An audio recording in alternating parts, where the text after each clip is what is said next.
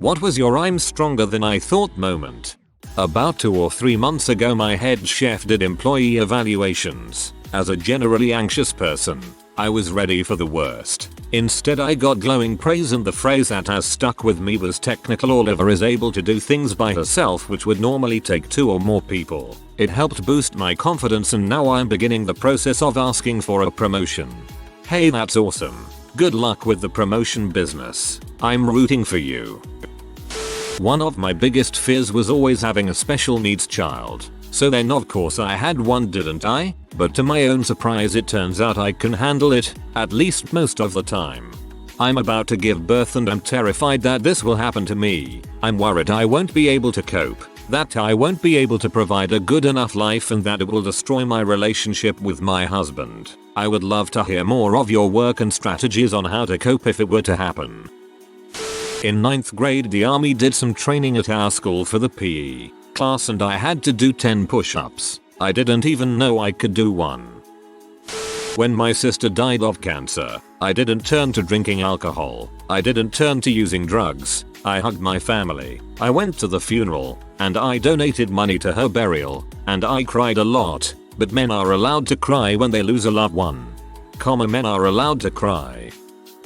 When I realized I could actually lose my weight, and when I closed out 2017 with 48.9 kilograms lost, when I stood up to those who have stood in my way for so long, when I keep working to get things done, despite how draining it often is. 48.9 kilograms, that's 107.8 in freedom. My dad parked his motorcycle once and kickstand didn't go all the way down, causing it to tip over onto him. He was stuck between the step in the garage and the bike was on top. I heard it and I jumped over the bike, and I was surprisingly able to lift the motorcycle off with the help of him using his legs. It was one of the Harleys with the huge saddlebags on both sides too. Definitely not a light bike. I still don't know how I managed it. Adrenaline. Mothers have lifted massive objects off of their children because of it. When I was working at the YMCA a few years ago, I did CPR training on a dummy and they told me to pound really hard on the dummy's chest like I was doing CPR on an actual person. The problem was that I'm stronger than the average person. Just finished playing college football and pounded so hard on the dummy's chest that I almost broke its head off. That was my aha moment right there.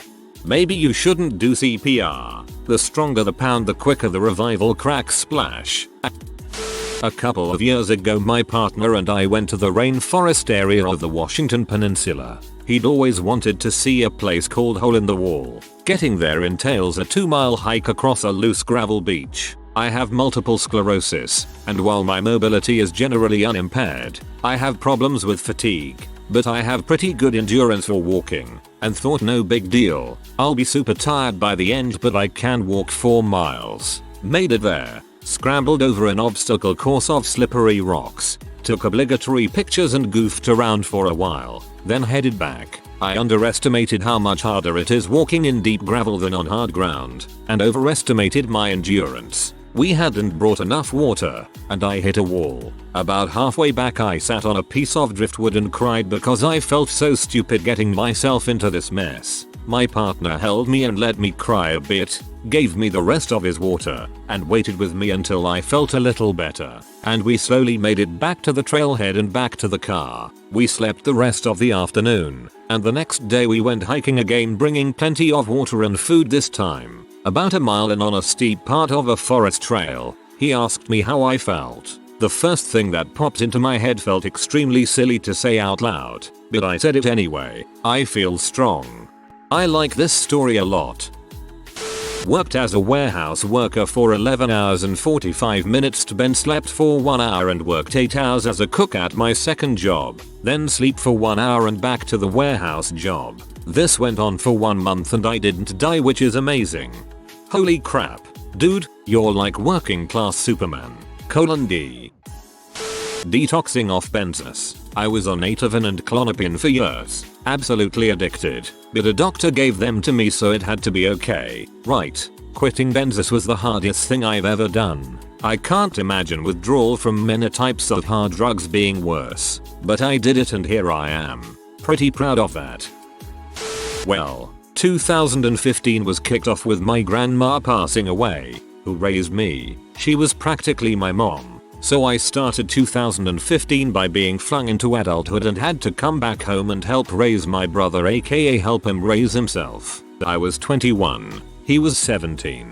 So then I started handling the bills, making sure he went to school. He always skipped by pretending to go and then hoping I missed the truancy call. I never thought I'd survive without her, but I got a lot of emotional support from my best friend. Then at the end of 2016 my best friend was hit by an elderly driver with poor vision and passed away. So I fell into a worse depression and kind of fell back into mourning the loss of my grandmother and my best friend all at once, and it was a really dark time. Her mom and boyfriend pushed me to finish my degree and walk out my college graduation and achieve my dreams. My brother is about to get his get and just got married. He's a small town kid and he's really happy. I'm saving up to travel the world.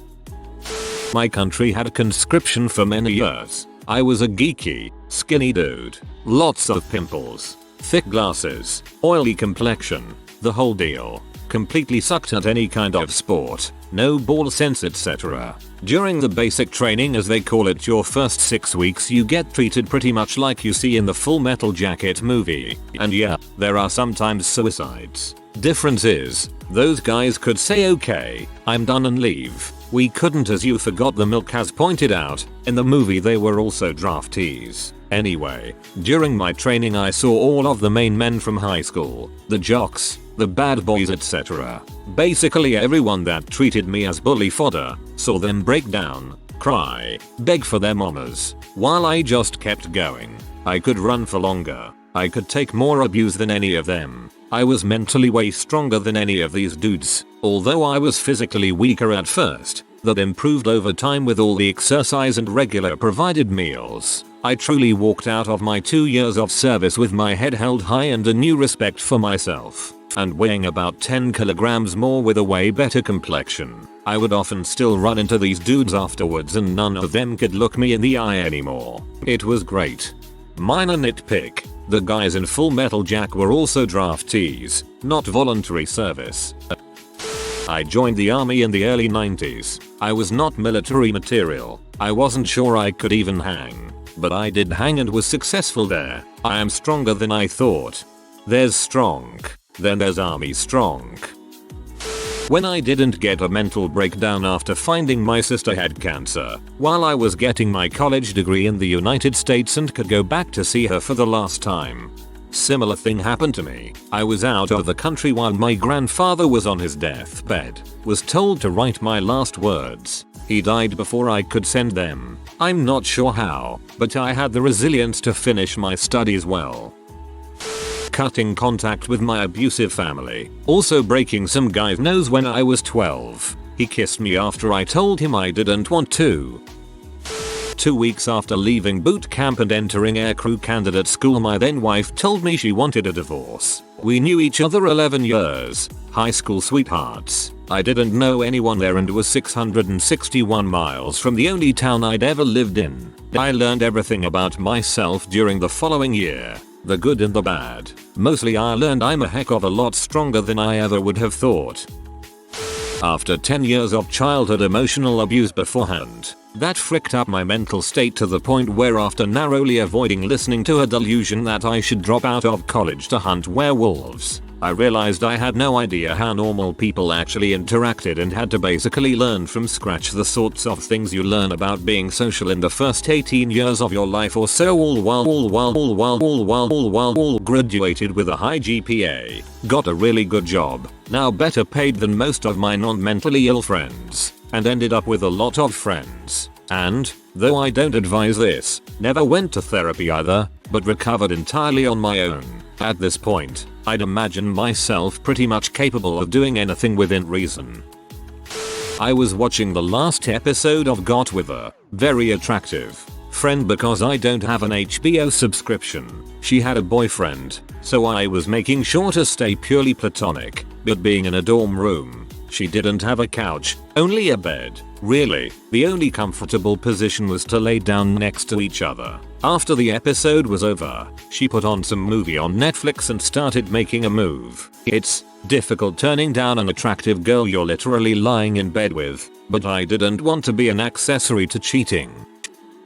One of my hands slipped off the bar on the bench press and I dropped 165 straight from the rack straight down on my face. A little over a foot distance. It landed between my nose and upper lip. Never ended up knocking out or chipping any teeth, breaking my jaw or my nose, or getting knocked unconscious. Just left me with a small scar that only required 3 stitches. Also my face bent the bar slightly in the center. They should clone you. Carrying a 60 kg, 130 lbs, woman over 1 km, whom had hurt her ankle while I was tripping balls on acid and shrooms, while in a Wolf costume at a trance festival. This was 2 days ago. If I'd meet you on that trail I would have insta died of a heart attack. Probably. LSD Wolf carrying his prey back to his den. When I survived losing all of my friends, having my reputation completely slandered, and being repeatedly physically abused from my parents, all while suffering from a, at the time, undiagnosed autoimmune disease. 2017 sucked. 2018 will be better. This semester of college was heck. Was sick a lot. Got dumped after over a year with my BF. And was working a super awful customer service job that I was finally able to quit midway through the semester. I was so worried my grades were going to be terrible. Still, I did every piece of extra credit, talked to profs, studied my butt off for finals. I put off checking my grades for as long as possible, but when I finally checked, it was the best I'd done in ages. I didn't think I could do it, but I did, and I'm even prouder because I worked so hard for it. The day my mom had a doctor's appointment to find out if she had cancer, I called her to see how it had gone. She proceeded to tell me that the little spot in her lung was stage 4 cancer with mets in her spine, lymph nodes, and breast. I said okay and proceeded to ask about treatment plans. I didn't cry, I didn't waver, I just said okay. My mother had cancer in all of those locations except the spine, but she had it in the appendix as well. Got it removed. I was probably too young to understand, but old enough to know whatever was wrong with my mom was something we had to deal with together. I've had panic disorder for at least 20 years. There were a lot of contributors, but one of the main triggers I had was nausea. I was deathly afraid of vomiting. Something about an involuntary response not letting me breathe while everything shot out of my throat. Well, yeah, of course when you're nervous one of the main physiological responses is a nervous stomach. So my nervousness about nausea begat more nausea and the crappy cycle continued. But here's the thing. I never actually threw up.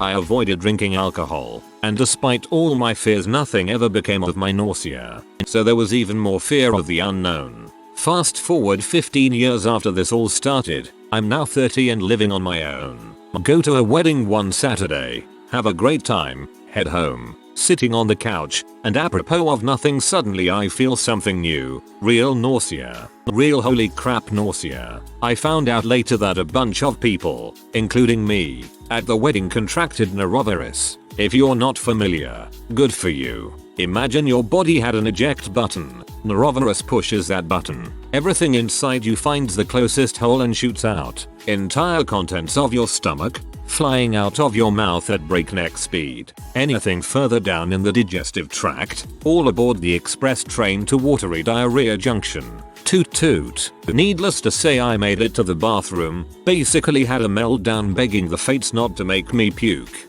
And then about 30 seconds later my stomach said frick you and I puked. A lot. For a while. When I had no more to give, I sat down by the toilet. Alive. I did the thing I was afraid of most in the world and survived. I cried. I laughed. And to nobody in particular I yelled you wanna kill me mother? Well you're gonna have to try a lot harder than that. I felt freaking invincible. Then I spent the next 2 days crapping my brains out until I was delirious from dehydration.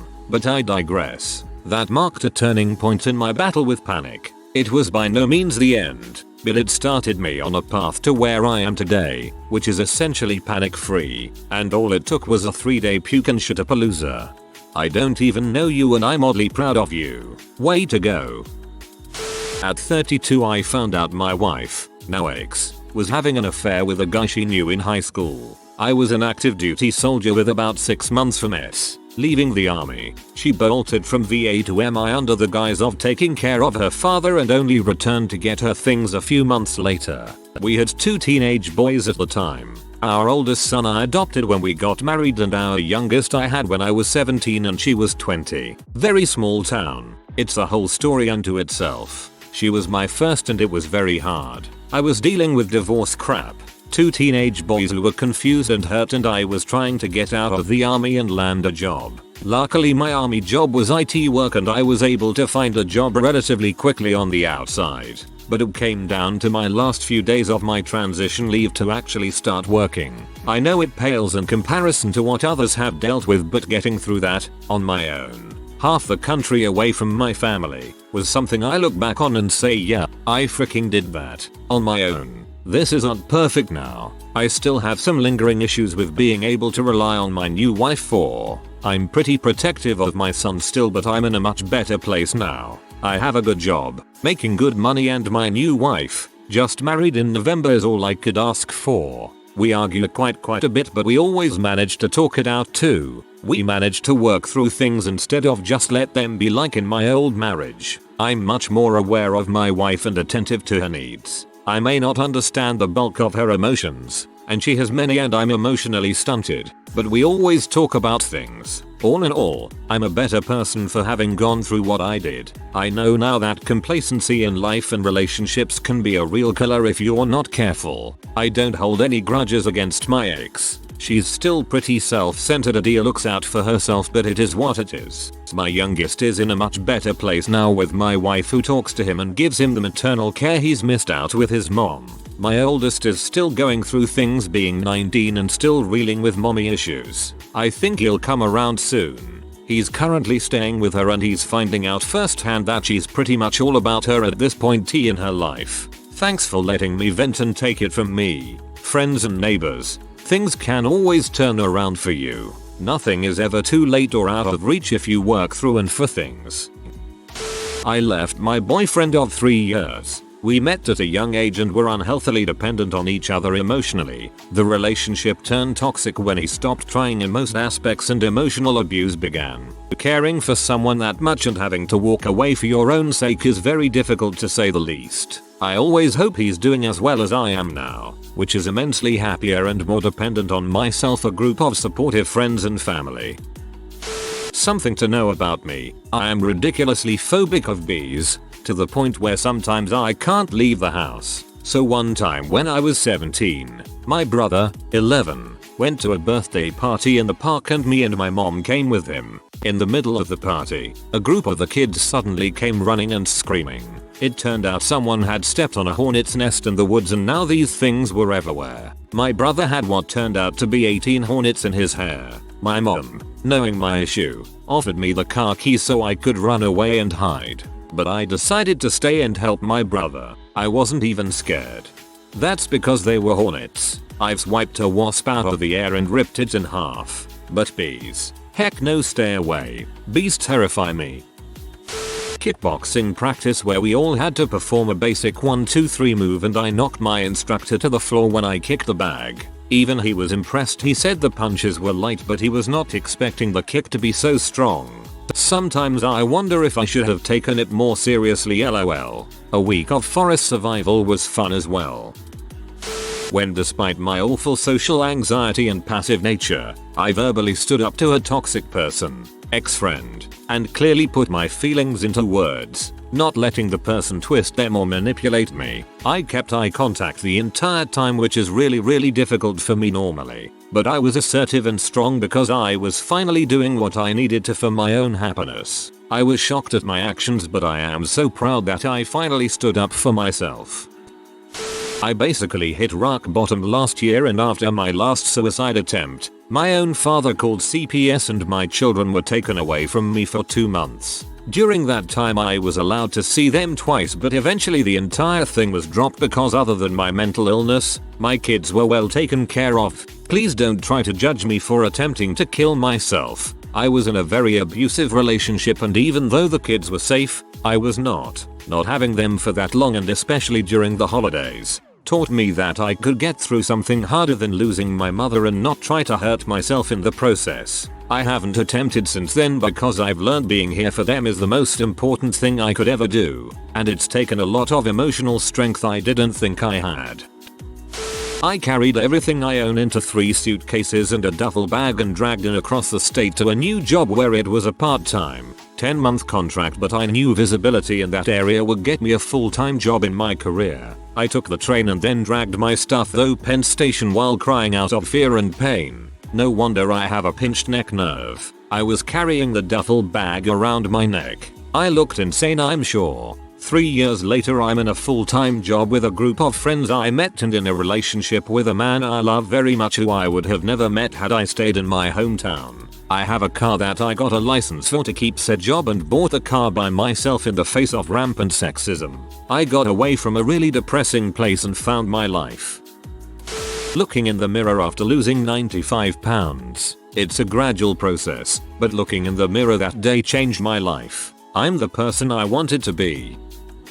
In the space of 9 months I had a miscarriage, got engaged, had my second miscarriage and was dumped 13 days after my second loss. I was left $20,000 in debt. I wanted to die. I thought it would never get better. It's 2.5 years later and I paid off $14,000 of the debt. I own my own home. I'll have the last lot of relationship debt paid at the end of the year. It was awful, but I'm better for it.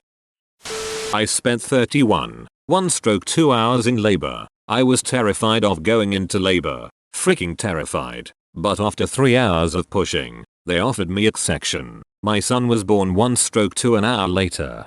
I spent 1/2 hours in labor. Holy crap. But after 3 hours of pushing, they offered me a section. My son was born 1/2 an hour later. Oh, not as scary, but still goddamn impressive. Depressed. All I want to do is hide. All the pistons in my brain are firing, driving, pushing me to punch out of work, go home, crawl into bed, and not speak to anyone ever again. But I can't do that, and I won't. I can't let this win. I want my happiness back.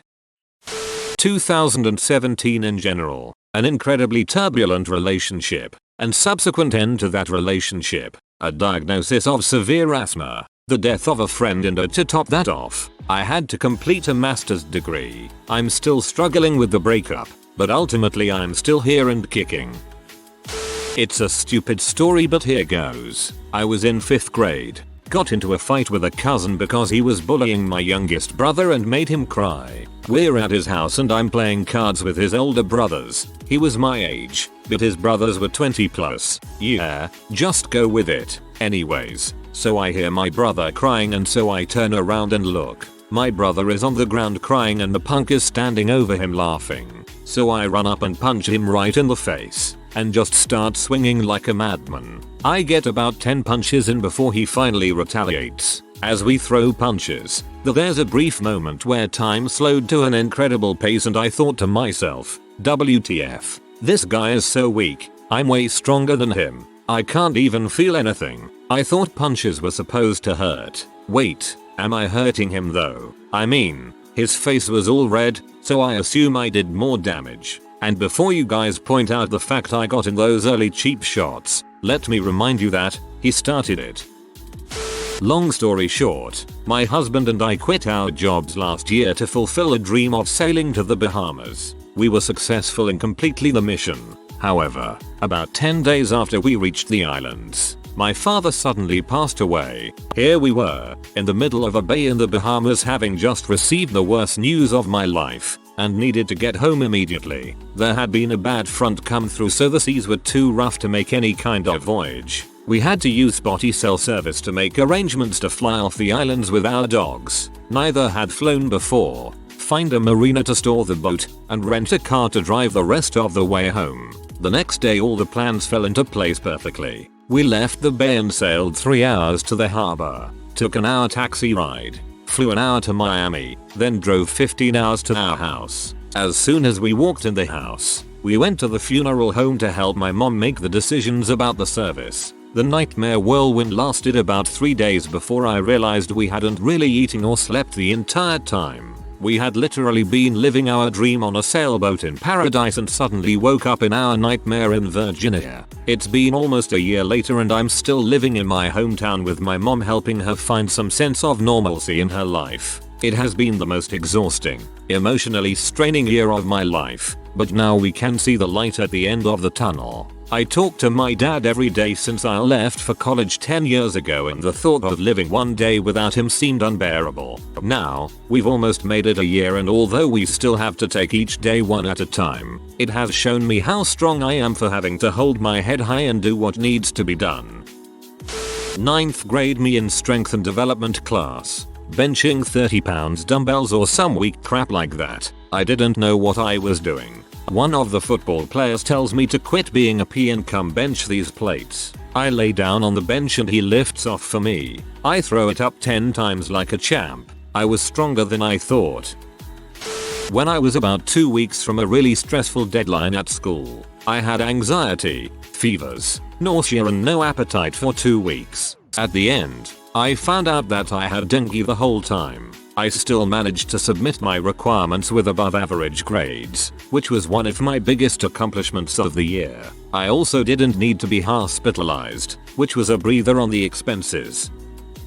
When my dad was dying of cancer, even though I just graduated from college, I watched over him because we couldn't afford to keep him in a care center and hospice only came around once a day for a couple of minutes. Initially he didn't want me to see him naked or pull himself in an adult diaper, but there was no getting around that as he weakened. He screamed for us to call the over and over and I faced scenarios in which I had to decide whether to actually do this because doctors couldn't do anything for him at that serious stage of cancer, and bills were racking up like crazy already. It was goddamn terrifying and I essentially watched him die. He even dropped to my own weight. 110 or 120 pounds, which was terrifying because he's had a big gut for as long as I have lived. I didn't run away but I cried out of sheer stress and sadness over the time frame. It still pains me now that reflect on this period and how I couldn't do anything for him besides be there for him. If you are new to the channel, you can subscribe. I publish new videos every day. Until then, check another video.